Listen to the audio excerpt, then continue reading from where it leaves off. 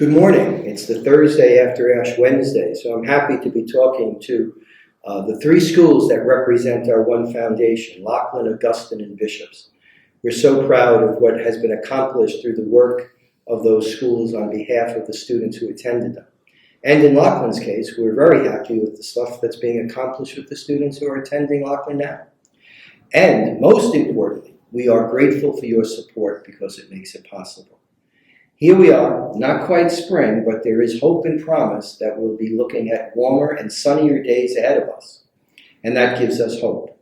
As we approach what will be the second anniversary of the COVID-19 epidemic, we can look to the end game and hopefully we'll be dealing with an endemic and that life will resume to some sense of normalcy, although I think the new normal will have some significant changes. We've all learned that we can do some things differently. And in some instances, those differently are better than what we were doing before. But what are we looking forward to here at Loughlin in the spring? Well, finally, and I do say finally, we'll be undertaking the project to complete the patio renovation before Easter. Construction will begin, demolition will take place. We hope to have the project completed by early to midsummer so that the start of the new year students will return to school with a beautifully completed patio. Your support has been essential in this, and it will make Loughlin a proud member of this historic community, and one which the entire community will be proud of because it will be looking much better. The other thing that's happening is that our animatage table has arrived. The lab is almost complete except for some hookups for technology. But that project will be done. Students will be able to use that facility. And we would also like to use that as an occasion to invite our new ordinary, Bishop Brennan, to come to Loughlin to dedicate that space and to meet our students and to get a look at Loughlin firsthand and see what a wonderful neighbor he has. After all, he only lives blocks away from us. So what also is happening that's exciting is we have an opportunity for program growth. You know, one of the wonderful things that happened and that I'm very proud of is that we've installed that Project Lead the Way program. And Ed Bolin, as principal, has really moved that forward dramatically. The strongest leg of that three-part program right now is the Biomedical Science. We've struggled with engineering, and we only recently have implemented a coding component. With that said, the Biomed program has continued to expand. And one of the great stumbling blocks with the engineering piece has been personnel. We've had a fair amount of turnover. The good news is our teachers are competent and very good at what they do. The bad news is people pirate them because they're competent and very good at what they do. Happily, because of the support of two alums currently, and possibly a third, we're able to commit dollars to hiring staff specifically for engineering and coding. And that will allow us to establish the program on firm ground. So as we move into this spring, we'll be interviewing potential candidates who will then be able to grow those programs as our biomedical science program has grown. That's exciting because finally we have some security to know that we can move forward with confidence, and that is a wonderful position to be in. So our engineering and coding programs have commitments that will allow them to take root and to flourish. What else is going on here? Sports, always important to us, isn't it? Well, our boys basketball team has just finished their season, and they made it all the way to the Brooklyn Queens championship game. And we lost.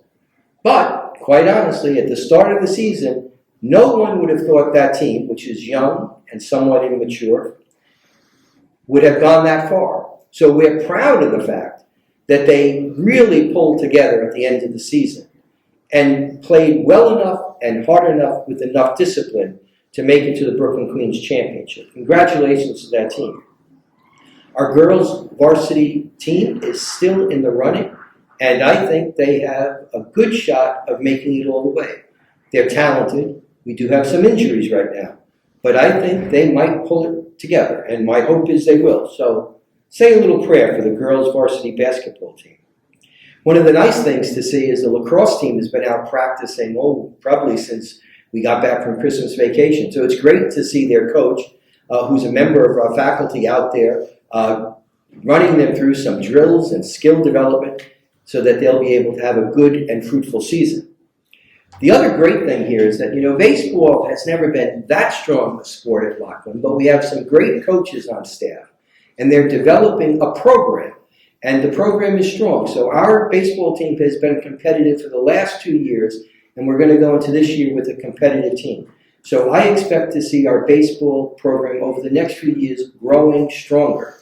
And no, that's not by accident, by design. We're able to really work with some good coaches to make sure that that program develops for the young men that play that sport.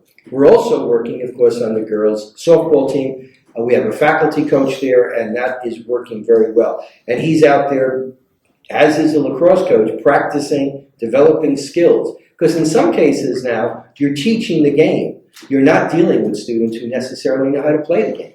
So that's an interesting twist. The other team, of course, that has a great story to tell is our track team, boys and girls. They're doing incredibly well. We have some state records that they've garnered. They've had meet records. They have school records. They're ranked nationally. We're doing really well there. Both boys and girls track is extraordinary. It's a tradition for which we have every right to be proud, and it continues. Performing arts. Spring is the time for NYSSMA, the New York State School Music Association adjudicated gatherings that take place in the spring. Well, I talked to our music people, and I am proud to say that we have 70 students who will be participating in NYSSMA this spring. They break down across seniors, juniors, and sophomores, and they are strong in all categories. So the question will be how well we'll work to prepare them. You should know that Loughlin has invested in providing students with master classes both in music and voice so that they are best prepared to go to those events. And it has made a significant impact on their performance. Again, your support makes that possible. And then really, what is the lifeblood of a school if not admissions? And what I am happy to say right now, we're tracking ahead of the game. Last year, on April 13th, we had 81 fully registered students. As of this date, March 3rd, we have 75 registered students, fully paid. Clearly, we will exceed last year's numbers. In addition, we have a rather pleasant dilemma. Boys Hope, Girls Hope, our partner, who has the dormitory for young men next door to the school in the old brothers' residence, and has begun, as of a year ago, sending young women to Bishop Loughlin, although they do not yet have a dormitory facility for the young women. They are looking for one, but that is a challenge in Brooklyn and Queens these days, and for us, really, Brooklyn.